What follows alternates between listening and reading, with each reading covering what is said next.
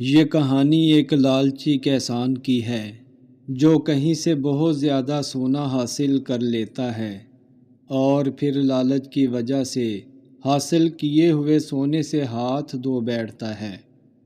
کسی گاؤں میں ایک کسان رہتا تھا جس کا نام سکندر تھا۔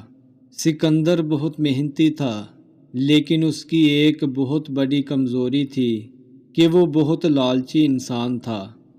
وہ ہمیشہ چاہتا تھا کہ اس کے پاس دوسروں سے زیادہ دولت اور زمین ہو۔ ایک دن سکندر کی ملاقات ایک عقل مند بزرگ سے ہوئی۔ اس بزرگ نے اسے ایک جادوئی بیج دیا اور کہا، یہ بیج زمین میں بو دو اور ہر روز اس پر پانی ڈالتے رہنا۔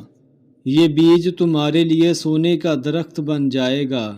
سکندر نے یہ سن کر بیج لے لیا اور خوشی خوشی اسے کھیت میں بو دیا۔ سکندر ہر روز اس بیج پر پانی ڈالتا اور دیکھتا کہ درخت کب اگے گا۔ کچھ دنوں بعد بیج سے ایک چھوٹا سا پودا نکلا اور سکندر کی خوشی کی انتہا نہ رہی۔ وہ سوچنے لگا کہ جلد ہی اس کے پاس بہت سا سونا آ جائے گا۔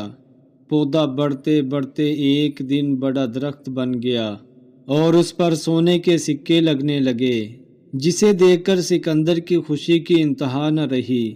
وہ روزانہ سونے کے سکے توڑتا اور اپنے گھر لے جاتا، لیکن دن بدن سکندر کی لالچ بڑھتی گئی۔